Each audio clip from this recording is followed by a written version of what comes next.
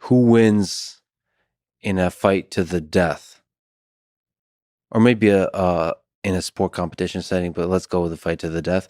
A grizzly bear, a silverback gorilla, and maybe a lion or a tiger, an African lion, or one of the flavors of tiger. I don't know who you think is more ferocious. What are the parameters to consider here? Maybe I can throw a few out, and maybe you can give me some thoughts about how much of these parameters matter. So first of all, intelligence. I do believe the gorilla is the most intelligent. I've did research for this, as you could imagine. Solo or with Joe Rogan? The expert advisor to this very podcast on this very topic is indeed Joe Rogan. Yes.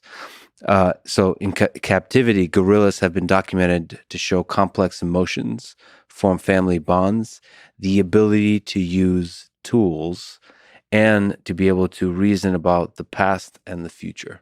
That's impressive. So that's something that, at least in captivity, the other animals have not been able to do. They already sound much more advanced than I am. Yeah, so that's intelligence. Then there is weight. I think that's something that you think of at first. The lion, let's go with the big ones. I took notes here. 550 pounds for a big lion. That's exceptionally large. Like most male lions are around 450 pounds. That's an exceptional beast then. Thank you. The tiger can be larger than that. Yeah, much larger. So we got the grizzly bear, which is probably the biggest of the bunch. The large ones get to 1,500 pounds. Correct me if some of this numbers. I believe most grizzlies are around 1,000-pound mark. It's a big beast. Well, I was looking up the biggest, but I didn't want to do the biggest ever. Just what are the big, like the top of the range, because there's always a range. You can put it in at roughly double that of even a very big lion. Of course, how that weight is used is very important. So there's also things which I find is interesting is anaconda. Let me throw that in there because it's 200 pounds. What I really like about that is it's not just the weight, it's the form factor. And I think out of all of these, the anaconda is the most non-standard form factor. I totally agree with that. Yeah, so that can be used. It's like the knight on the chessboard. It comes in from a completely different angle. So we got that. We got also strength which could be measured in ability to carry stuff. So this was surprising to me. I did look into this carefully. The grizzly bear at 1,000 or 1,500 pounds can only carry at most its body weight, which is a lot. But a gorilla can carry 10 times its body weight. A gorilla can lift over 2,000 kilograms. So that's over 4,000 pounds. And gorillas themselves, an adult male weighs in around 350 to 400. 400 pounds, yes. So I like how in this particular place where I found this, 2,000 kilograms is as heavy as 30 average humans. So a gorilla can carry 30 humans. So that's carrying strength. And then, of course, bite force, because that's one of the weapons in question here. So now this is really surprising to me. The gorilla has won me over through this, by the way. Intelligence, I'm a sucker for intelligence, but the gorilla bite force is the highest of all these with 1,300 PSI. Bear is second with 1,200 PSI. Tiger is third. I think tiger and lion is third with 1,000 PSI. That's comparable. And a bear is anywhere from 900 to 1,000 PSI. They're close, but gorilla, I would not have expected. Now, gorilla is not a carnivore. Yeah. But apparently it mostly eats grassy stuff. Correct. But it's difficult to explain why it has such a powerful bite. And it also, of course, has very large incisor teeth as well as chewing teeth. So also no neck. Yeah. So its neck begins at the top of its head and just goes down to the shoulders. Yeah. Well, a lot of the way they use their teeth, all of these animals, the ultimate kill is to go for the neck, the bite on the neck. I don't know exactly why that is. Probably has to do. Why is that? Because it's a very strong controlling position. Not just that Is it the same as jiu-jitsu, you think? Because they get to also choke them out? It's very much in line with jiu-jitsu. Like lions are famous for using strangulation as their primary method of killing. They get a hold of the neck and hold it until the animal drops. Plus, claws. I believe the tiger and the bear use their claws. And the lion too. The lion, right? And the lion. This is something that the gorilla doesn't do, and anaconda obviously doesn't. Yeah, different. So, what do you think? How do we think about this? Also, there is. I'm just not letting you talk. Apparently, there's levels of aggression in terms of. These are also very important considerations. Yeah. What is most important to you? All the considerations you've raised are very important, and we would have to address them if we're going to go through this topic. First things first, whenever you go into a discussion of this kind, there's a kind of natural impression that we all have as to which one would be the most formidable. And it's important that you become rather skeptical of your first intuitions, because they're often very misleading. Just as every boy thinks his father is the strongest man in the world, and then when he grows up into adulthood, he realizes his father was not even close to being the strongest man in the world. It's not because of anything other than inexperience. To a boy, his father seems overwhelmingly strong. He literally can't even imagine anyone else being stronger than that. So naively, he thinks his father is the strongest man in the world. So too in our relationship with animals. When we look at a silverback gorilla, it just looks overwhelmingly strong to us, to a degree which is almost absurd. Like, you picture the greatest combat athletes that humanity has ever produced. The prime Mike Tyson, Gordon Ryan for grappling. They would literally be torn limb from limb by an angry gorilla. It wouldn't even be remotely competitive. And so there's a sense in which we look at them in awe because of what they could do to us. But that can be very misleading. And just as a boy looks at his father as like the pinnacle of strength, you can't necessarily, from a position of inexperience and weakness, look at a given animal and say, oh, that must be the toughest animal in the animal kingdom. There's levels to this game. And I think we can point out that the gorilla ultimately would be pretty low on those levels, despite the fearsome appearance. I have some pushback to this analysis because the data, we don't have much data on this. We actually have slightly more than you think, I believe. Oh boy. Well, it's anecdotal. I feel like it's out of context. So these species don't use, this is not MMA. They don't do interspecies fighting often. Yeah, but there are some ways of looking at this which can take this already interesting question and make it a lot more interesting. First, we've seen that intuitions aren't to be trusted. So if intuitions aren't to be trusted, well, what is to be trusted here? Well, I've always believed that there are three general elements that determine what level of success or failure anyone will experience in combat. And this is true both for individuals and for groups, and even all the way up to nations. The first is, what are your skills? The second is, what are your physical and mental attributes? So it's skills, attributes. Those are the two primary ones. And there's a third, which is your experience in using those skills and attributes in real world scenarios. Okay, so whenever we'll start with two humans. When two humans get into a fight, ask yourself, what is their skill set? What are their physical and mental attributes? And what is their experience in using those in real world applications? And that will give you your first look at, okay, who's going to be the more successful? Then, in addition to those three general elements, there's also four more specific elements. What is the ability of the combatants to initiate combat? Because initiation is a big deal in fighting. The one who sees the enemy first and can create ambush conditions or initiate combat in an area or a terrain which is favorable to them. This is huge in determining the outcome of battles. Second, not only is initiation important, but disengagement is important. A lot of battles don't go according to plan. And so your ability to disengage at will and break off and away from a battle is key to success. So initiation and disengagement are big. The third big element, what is your ability to end a fight? Okay, do you have an efficient method of ending conflict? Without that, the conflict could go on to a point where you no longer have the ability to continue it. If you have some succinct method of finishing, this is huge in combat and determining winner or loser.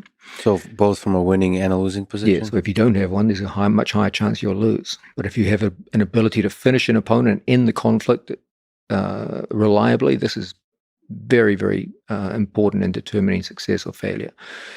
And third is your ability to endure conflict longer than the person you're engaged in. Okay, so engaged with, sorry. And so you get these four more specific elements now. Do you have the ability to initiate contact at will? Do you have the ability to break contact and disengage at will? Do you have the ability to finish your opponent efficiently? And do you have the ability to endure longer than your opponent does? If you have all four of those, that's huge for combat.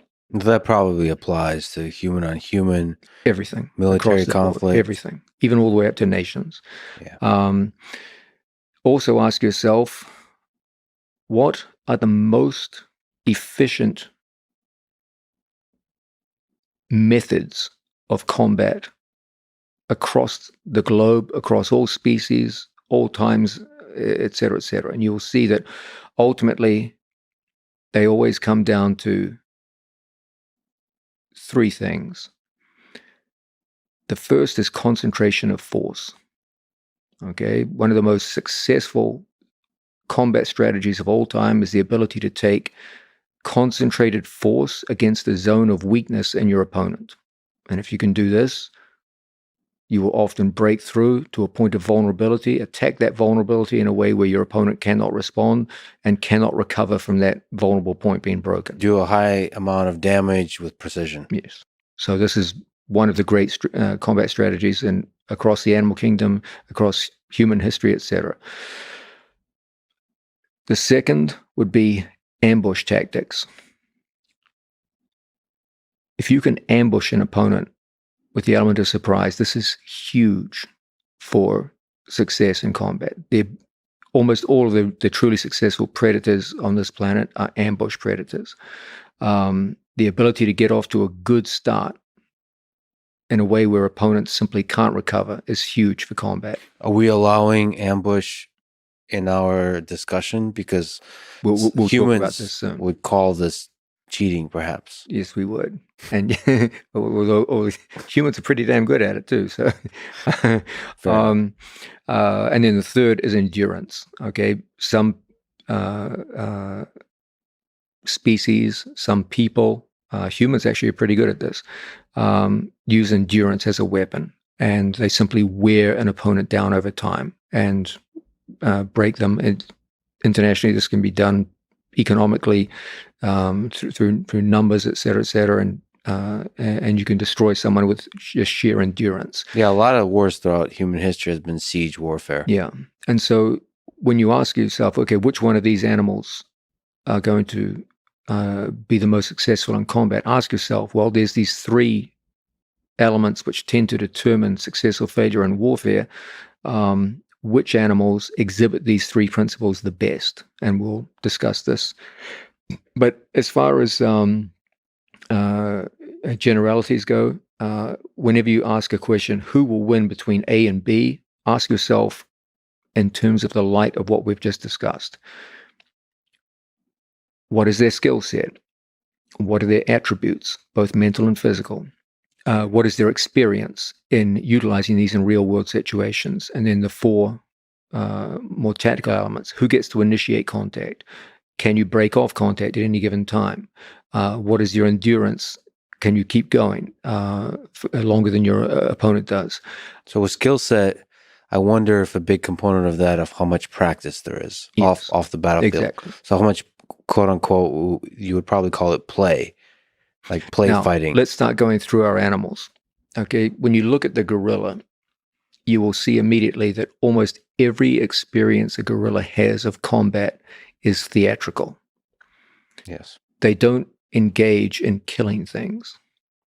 They scare rival males away in order to gain ownership of females. But there is almost no intraspecies death in those conflicts. They're almost entirely theatrical. They have, for example, enormous canine teeth, but there is no record of them ever being used in combat. They appear to be used purely for intimidation purposes. There's a sense in which they have this tremendous appearance and they have tremendous potential. They really do have freakish levels of strength in many different ways. And yet the actual track record of using it is negligible. It's so strange that evolution would develop such a Yes, powerful it is killing a strange machine. thing. Like their bite force just makes no sense with regard to what they actually eat. I think, well, no, I think they Even have the presence of canines doesn't make a lot of sense. They're not going to use them. What are they? That's true. It comes down to this idea of their big thing is intimidation. So the show, you want to fake it and don't care if you ever make it because fake it is good enough given that particular dynamic. Now let's contrast that with a male lion. Lions take on the biggest, meanest, toughest animals in the most competitive killing war on planet Earth, which is continental Africa. And they literally just take, I mean, occasionally they lose, but it's rare. And they take out everything. Just in order to eat, they have to take down wildebeest, Cape buffalo. Like Cape buffalo are incredibly dangerous beasts just by themselves. And yet lions regularly take them down. Occasionally, large numbers of lions will even swarm elephant and over 12-hour periods take down elephant on some occasions. This is all on video. This is not just speculation. So they just have a level of combat experience which no other animal can do. If I were to also project, so the Eastern European style of wrestling where they spend so many hours on the mat, they really value the number of hours on the mat at play from childhood. The lions probably, from my extensive watching videos on YouTube, they seem to play with each other for fun a lot. And I guess with even the gorilla, as cubs, you see it. You don't interact, you don't play with other gorillas. You have, like, you're more spending a lot more time around the opposite sex. Yeah. So, yeah. I mean, even lions, when they fight each other, the mortality rate when lions fight each other, male lions, for ownership of a pride is very, very high, much, much higher than I believe any other species on Earth. There almost always fights to the death for the simple reason that when a male lion loses control of a pride, the first act the new lion does is to kill the genetic offspring of the previous male lion. So when a lion fights another male lion, when one male lion fights another, it's not just a fight for his own life, it's a fight for his genetic offspring. And failure means not only does he die, all his offspring dies. And so when they fight, the implications are so deep. It's like a fight for your, not just you, but your DNA. Most male lions have very short runs at the top. They get killed or run off by other lions. Now, this kind of harsh combat experience, no other animal can claim to have this. Between what they kill to eat and what they have to do to defend their stake and a pride, no other animal fights like that. They just bring a level of depth to combat which is unmatched in the animal kingdom.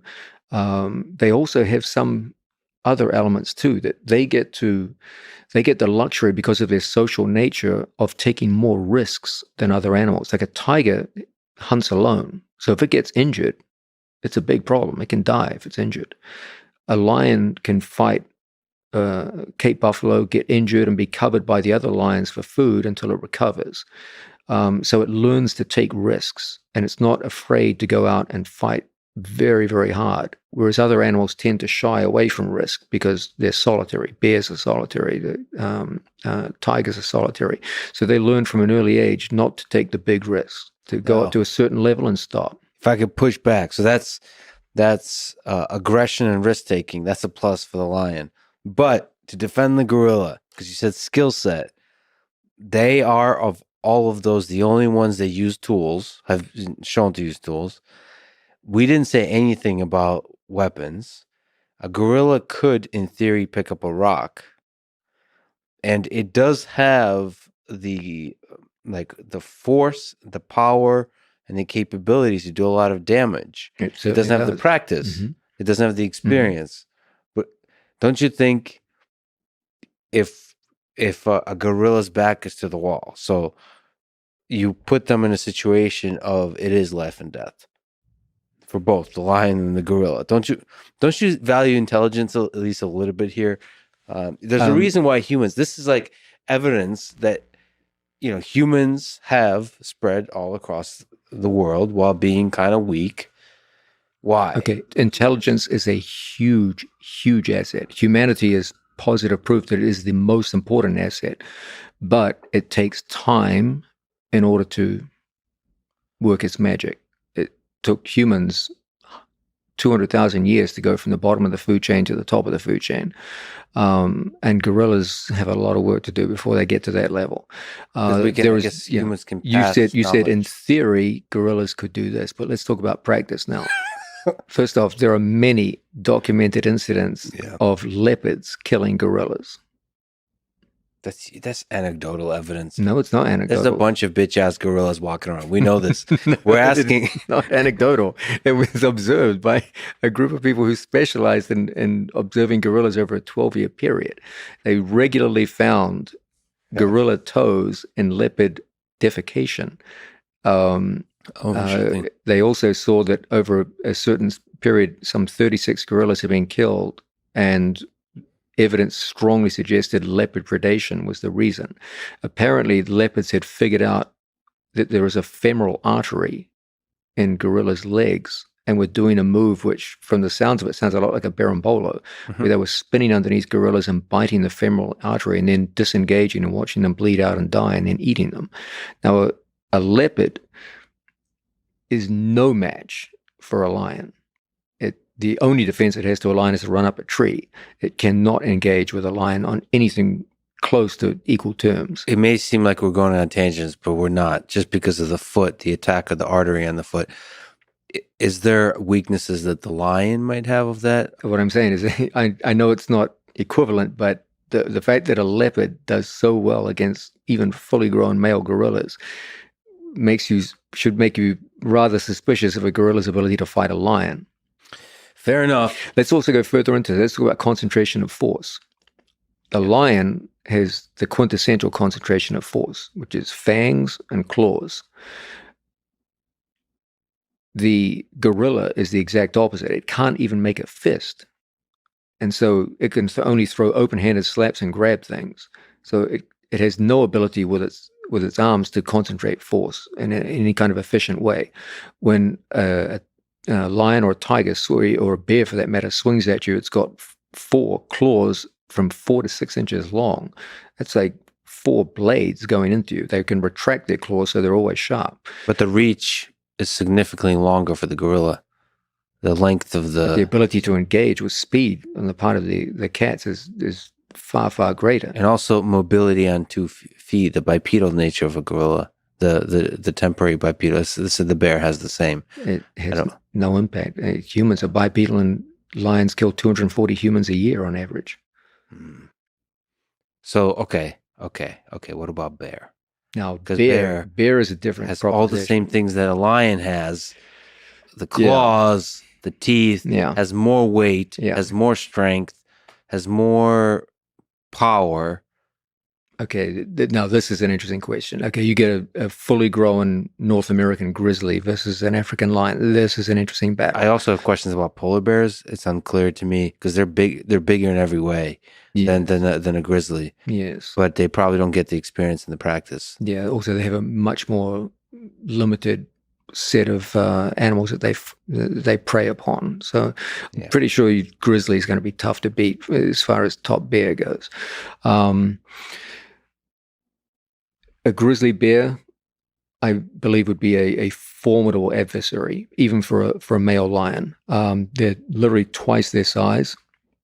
They have an ability to get away from strangleholds by standing up on two legs. So the lion's primary method of killing, which is to strangle, would be very difficult for them to employ upon a bear. Interestingly, the bear's primary method of killing is to pin. It pins animals and then just slowly eats them while they're still alive. They have a rather barbaric means of killing. Lions are much more humane in the way they kill. What I see as the primary problem is that neither one would be able to kill the other. It's that finishing thing that you mentioned. Yeah, they would both fail on the finishing criteria. The lion would not be able to strangle a bear. Even in a best case scenario where he got his teeth into the neck, the bear can stand up and presumably shake him off. The bear would never be able to pin a lion for long enough to be able to hold it down and slowly maul it over time the way it can with an elk or a caribou. So I don't believe either would be able to finish the other. They would just become exhausted. It would come down to endurance. Now that's where things get interesting, because the bear is much more of an endurance hunter and the lion is much more of an ambush hunter. Lion's quick, explosive, much higher top speed. They've got a top speed of 45 to 50 miles an hour. A bear can do up to 35, but it can run for long periods at up to 25 miles an hour. Very long periods. They're mostly an endurance hunter. They just run elk and moose down until they're exhausted and then pin them and kill them. So if it came down to endurance, it might go the way of the bear if they were caged up together. However, there is very strong evidence from both hunters and video, which shows on many occasions bears being chased off by cougar and wolverines. Now, what's that? That's fear? What is that? What do you mean chased off? If they fight over meat, which, and say that, for example, the cougar has killed something and the bear wants the meat, the cougar will the bear has chase off risk the bear. aversion. Exactly. The bears are risk averse. What I would say is this: the bears are very, very powerful in their domain, but they don't have the battle experience of a lion. They don't take on animals as tough as a Cape buffalo. They don't take on elephant. What the toughest thing it would probably take on would probably be a bull moose. And a bull moose is a formidable animal, but it's nothing like a Cape buffalo. It's nothing like an elephant or a hippopotamus. So what I would suggest is this: in the wild, I don't believe either one is capable of killing the other. But I do believe, based on video evidence of cougars and wolverines chasing off bears, that a lion would provide enough threat in a brief fight that a bear would back away. If you put them in a cage, however, where neither one could back away, I would slightly favor the bear, based on the fact that neither one can kill each other. It would come down to endurance. You mean like an octagon? Yeah. That's got to be the next UFC, by the way. Bear versus But lion. things change. Joe Rogan is a big fan of the idea of fighting in a stadium, for humans fighting in a stadium. So in the stadium, a bear... I would slightly favor a bear. Now, I still think that the lion would have a chance, but I would favor the bear in a betting match. Some of the best evidence we have for animal versus animal fights come from the ancient Romans, who actually used to put animals in gladiatorial combat. And they, for example, had several incidents where they wrote about tiger versus lion conflict. And in one famous passage, they described a lion getting destroyed by a female tiger. So there's there's some evidence to suggest that they had more expertise of this than we do, because they had a big population of wild animals which they just put to fight each other. Unfortunately, there's nothing that they wrote about bears versus lion. They did talk about bears versus bulls. They did talk about lions versus tigers, but they never mentioned bear versus lion. So we don't have any evidence for that. So we have to be a little bit more speculative. Now, given that bears do get chased off by cougar, and cougar is weak compared with a male lion. What lesson do you draw from that, by the way? I would suggest that... Is it about the bear or is it about the cougar? It's more about the bear. Like, in theory, a bear should be able to crush a cougar. But it seems to be the bear is just saying, this thing could hurt me, so I'm not going to risk injury, and backs away. I think it would back away in the wild from a lion, but put him in a cage, and I slightly favor the grizzly based on endurance. So the final conclusion, if you had to just bet everything you own, so you got, let's say we got the octagon, we bring in a bear. Now this is like legendary bear, okay? Full-grown grizzly. Full-grown grizzly, but not only that, that grizzly has seen some shit. What's the most it could have seen? A bull moose? A caribou? That's the toughest opponents it's ever had. It once, no, this one once ran into a pack of other grizzlies and had to defend. And he's got scars. A pack of grizzlies. There's no pack of grizzlies. They're solitary. Wolves. Wolves are good practice for a bear. Who attacks a bear? That's my point. Bears don't really live in a competitive environment. Lions do. But sometimes it can get desperate, as it was a pack of wolves. But a pack of wolves is that's nothing. All right, fine. Lions deal with packs of hyenas. Okay, what was just imagine, over the past 100 years, what do you think is the hardest fight that a grizzly bear has been in? Like somewhere in Alaska, we never heard. All of a sudden, in the middle of the night, all you hear is the bear just... Yeah, they don't really... There's nothing that tough. No, there's got to have been something. Humans have killed tens of millions of people in wars. They run away from cougars and wolverines. No, that's anecdotal evidence. There's got to be one bear. There's video footage of it. You can watch it yourself. That's called anecdotal evidence. I guarantee you, in the dark of the night, there was an epic battle of which there's still legend amongst the bears of that part of Canada. Who did it battle? In Canada? Moose. Other bears. You don't think they'd go at it? Yeah, bears fight each other, but it's largely theatrical. They never kill each other. When lions fight each other, they kill each other all the time. Like that. Someone would have seen it by now. Interesting. All right, so you're... My point is that bears are just... They want to get their feet wet. You're giving no credit for gorillas, so you're saying lion wins. Your money's on the lion. No, I'm saying lion would win in the wild, because they can't kill each other. They can't end the fight. That's one of our most important criteria.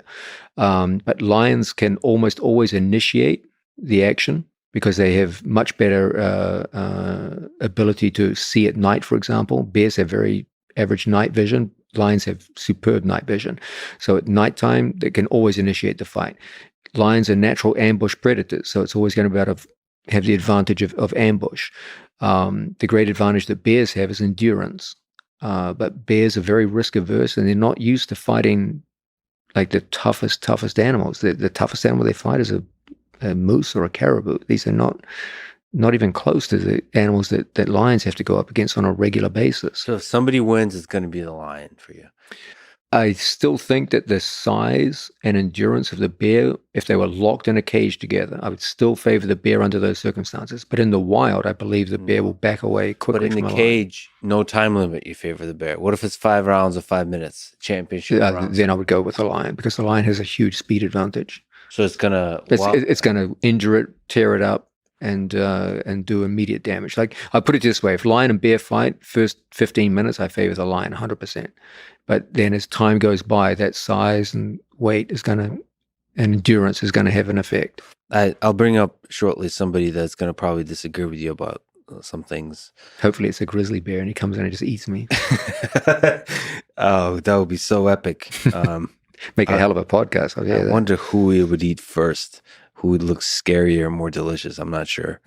The black and white could either piss him off. He would think you were a penguin. Is that a good thing or not? Not good. If it was a polar bear, maybe it's different. So you There's care no penguins in the North Pole. deeply about your about athletes you coached, about people in your life. So I have to ask this question: if one of those athletes, let's say Gordon Ryan, now I was the dictator of the world, and this would entertain me, so I force you and Gordon to do this, to fight a bear or a lion. Gordon has to. How would you coach him to do it, to have any chance of winning?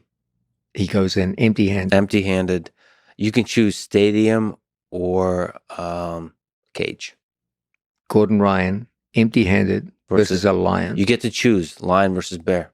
It's up to you. Okay. My advice would be very simple. Yeah. I would say, Gordon, you're fucked. You're going to die badly. Choose the lion because it will strangle you to death rather than pin you down and maul you to death.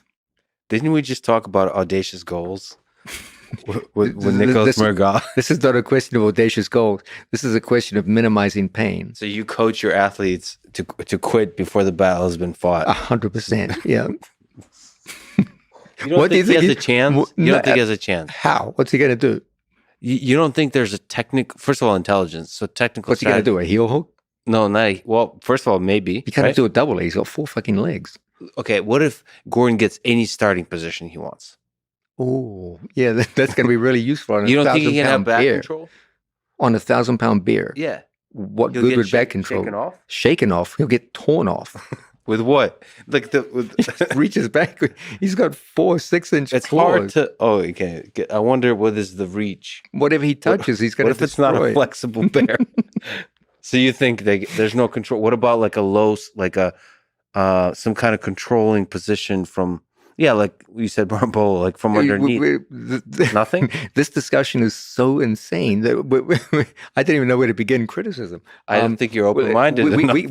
We could turn this down. Forget about Gordon fighting a lion or a bear. That's completely impossible. An adult male chimp will destroy Gordon. So not even a gorilla. What about the aggression? Yeah, the aggression. A male chimp is more than enough to kill any human on the planet, including Gordon Ryan. So Gordon Ryan fighting a chimp, good size. Dead. No, 1,000 times. How many times does he win? He loses 1,000 times. It's not even competitive. It's not even remotely competitive. Do you think he will disagree? No. Okay. Do you think anyone will disagree? Anyone? Yeah, morons.